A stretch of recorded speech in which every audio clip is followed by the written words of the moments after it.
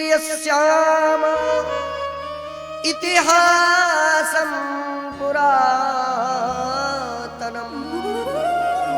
यस्य श्रवणमात्रेण पापहानि प्रजायते। हे ऋषियों, मैं इतना सुंदर पावन इतिहास आपको सुना रहा हूं कि जिसको सुनते ही पापों का शोधन हो जाता है। तुंगभद्रा नदी के किनारे एक पंडित जी रहते थे। पंडित जी का नाम था पंडित आत्मदेव शर्मा, और उनकी जो पत्नी थी उनका नाम था धुंधली देवी। पंडित जी तो बेचारे बड़े सीधे साधे थे, ब्राह्मण प्रवृत्ति से अपनी जीविका को चलाते थे, पर जो उनकी पत्नी श्रीमती जी थी वो थोड़ी तेज तर्राट थी। जब तक पड़ोसन से लाठी चार्ज ना कर ले तब तक उसका भोजन ही ना हजम हो गए। कितनी तेज थी भैया, और दिमाग की बहुत तेज थी। ब्राह्मण तो वैसे दिमाग का तेज होता है भैया। एक बार की तो बात है, एक जगह एक पंडित जी गए प्रसाद पाने के लिए एक यजमान के यहाँ। दिमाग की बात देखो, पहले पंडित जी गए प्रसाद पाने के लिए। प्रसाद में जिस यजमान के यहाँ पर प्रसाद पाने के लिए गए, उन्होंने सब कुछ रख दिया, पापड़ रखना भूल गए। पंडित जी का दिमाग खराब हो गया। बोले सब कुछ रख दिया, पापड़ नहीं रखे। अब संकोच के मारे बेचारे कह भी ना पावे।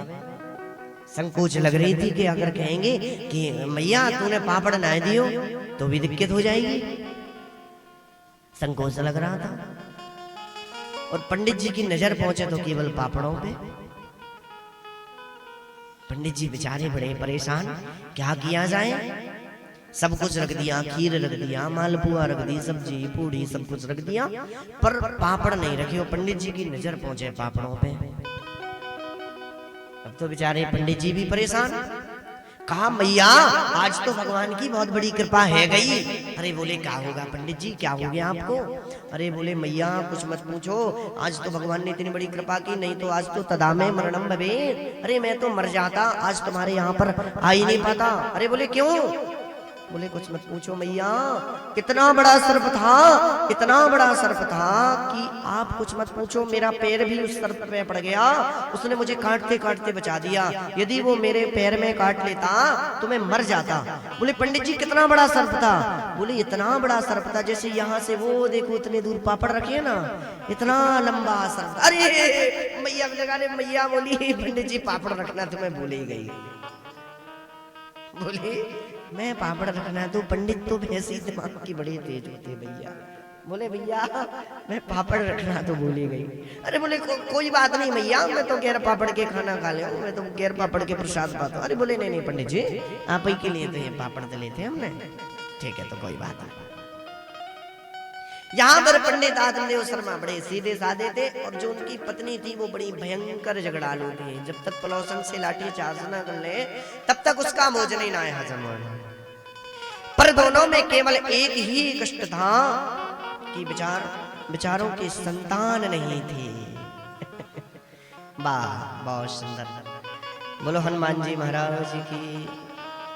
हमारे बुंदेलखंड में बहुत ही हमारे परम प्रिय शिष्य राजा जी खजुराहो से आए हुए हैं। हम उनका हृदय से स्वागत करते हैं। ये बड़े बड़े मंचों पे संचालन करने के लिए जाते हैं, हमारे परम शिष्य हैं।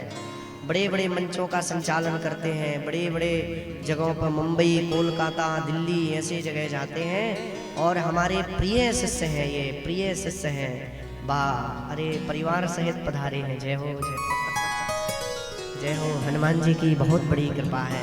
जय हो। हे बालाजी सरकार, भगवान की बहुत बड़ी कृपा।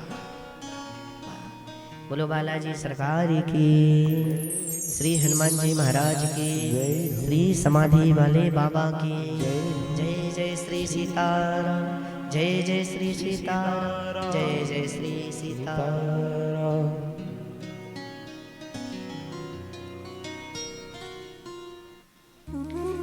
पर दोनों में एक ही कष्ट था कि उनकी कोई संतान नहीं थी। एक दिन तो इस कष्ट को लेकर के पंडित जी महाराज बड़े दुखी हुए और बेचारे चिंता में हो गए।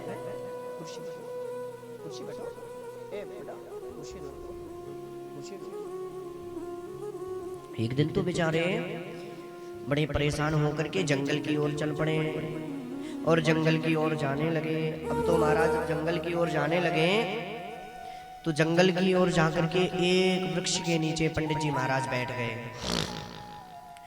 महाराज। वहां पर अश्रुपात करने लगे, रोने लगे।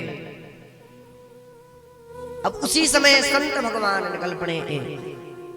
संत हृदय नवनीत समाना, संतों का हृदय तो नवनीत के समान होता है।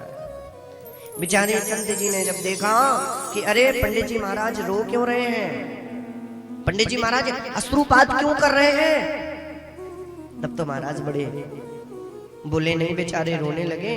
अरे कहा महाराज आप क्यों रो रहे हैं, क्या बात है। संत जी ने समझा कि निश्चय ही ये तो भगवान के लिए रोते होंगे, निश्चय ये प्रभु के लिए रोते हैं, क्योंकि एकांत में बैठे हैं और अश्रुपात कर रहे हैं, निश्चय ये प्रभु के लिए रो रहे हैं। बेचारे बड़े दुखी थे।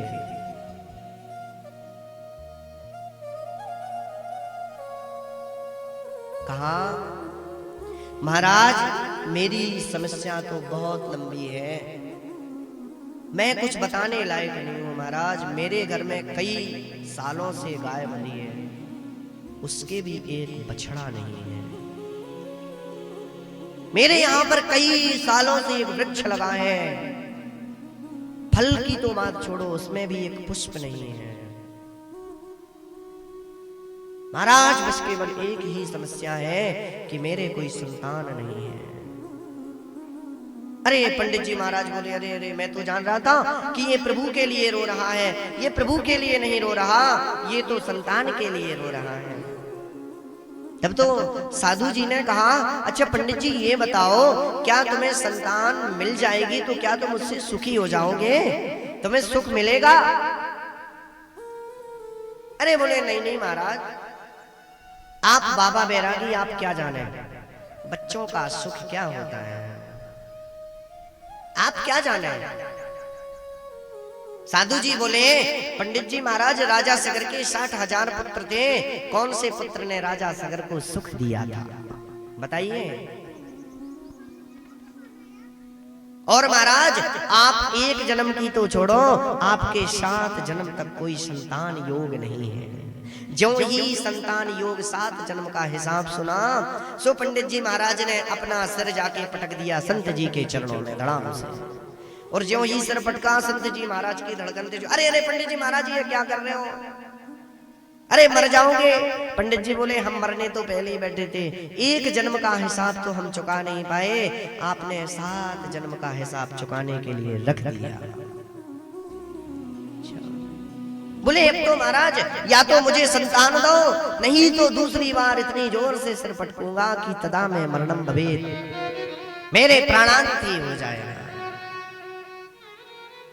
और इसका जो ब्रह्म हत्या आपको लगेगी। अब तो संत जी की और धड़कन तेज हो गई कि भैया फ्री फैंड में हमने ये ब्रह्म हत्या कहां से ले ली, ये फ्री फैंड में ब्रह्म हत्या हमें मिल गई है। कहा कोई बात नहीं, एक फल लिया, फल लेकर के पंडित आत्मदेव शर्मा के हाथ में थमा दिया और कहा जाइए पंडित जी, भगवान अब आप अपनी इस पत्नी को खिला देना, यदि भगवान ने चाहा तो पुत्र रत्न की प्राप्ति होगी। तब तो महाराज पंडित जी ने जैसे फल लिया और फल लेकर के बड़े प्रसन्न हुए, फल लेकर के इतने प्रसन्न हुए, फल लेकर के बोले महाराज अच्छा ये बताइए कोई नियम तो नहीं करना। बोले ना ना ना ज्यादा कोई नियम नहीं, पवित्रता से रहना, झूठ नहीं बोलना, अच्छा भोजन करना, दूसरों के साथ अच्छा व्यवहार करना, ईश्वर ने चाहा तो बड़ा सुंदर बालक जन्म लेगा। बोले बस बस महाराज बन गया काम। पर काम किसके बनते हैं, काम उसी के बनते हैं जो बाबा का भजन करता है। और जो भजन नहीं करता है, जो ध्यान नहीं करता है, जो पूजा नहीं करते हैं, बनती तो है ठाकुर जी सबकी सुनते हैं। क्या ठाकुर जी कभी किसी को निराश देख सकते? कभी जीवन में भी नहीं। हमसे एक दिन, हम अभी कुछ दिन पहले कानपुर गए थे। हमारे कानपुर में शिष्य हैं ताम्रकार परिवार में। तो हम कानपुर गए तो वहां एक मैया आई, बेचारी रोने लगी। मैया बोली, महाराज जितना हम पूजा पाठ करते हैं उतना ही हमें दुख प्राप्त होता है, उतना ही हमें दुख मिलता है। आप लोगों में भी अक्सर ये ध्यान में रहता होगा कि हे भगवान, हम सबके साथ इतना अच्छा करते हैं, हे ठाकुर जी हम कभी किसी का बुरा नहीं सोचते, पर हमारे साथ इतना बुरा क्यों होता है? हमें भगवान इतना कष्ट क्यों देता? भगवान कभी किसी को कष्ट नहीं देता, ये ध्यान दीजिएगा। ये मैं नहीं कह रहा हूं साधु, ये साक्षात भागवत जी कह रही है। भगवान कभी किसी को कष्ट नहीं देता, ये तो हमारे कर्मों का फल होता है जो हमें कष्ट मिलता है। मैं आपको एक बहुत सुंदर बात बताऊं। एक गुरुजी के 2 शिष्य थे। एक तो बड़ा विद्वान था और प्रभु पर आस्था रखता था, और दूसरा था वो नास्तिक बैन था। प्रभु पर भरोसा नहीं रखना, प्रभु पर आस्था नहीं रखना, अविश्वासी था, विश्वास ही नहीं रखता था प्रभु के ऊपर। महाराज इतना जुआरी था, दिन भर जुआ खेलता था, स्त्रियों का माता मुजरा देखता था, जाता था, मतलब कभी भी भगवान का भजन नहीं करता था। और जो दूसरा शिष्य था वो खूब भगवान का भजन करता था, वेद पाठ करता था। एक दिन की बात है कि वो विद्यालय से चला आ रहा था, वेद पाठ करके, वेद का अध्ययन करके चला आ रहा था विद्यालय से गुरु आश्रम की ओर। और जो दूसरा विद्यार्थी था, दूसरा शिष्य था गुरुजी का, वो भी चला आ रहा था स्त्रियों का मुजरा देखकर। जो मुजरा देख करके आ रहा था उसको इतनी धन की, इस प्रकार से बंधी हुई पोटरी, ऐसी पोटरी उसको पूरे धन की मिल गई। अरे बड़ा प्रसन्न हो गया, अरे मुझे धन मिल गया। और जो बेचारा वेद पाठ करके चला आ रहा था, उसके पैर में एक नुकीला कील लग गया। और जब कील लग गया उनके पैर में, बेचारा रोते हुए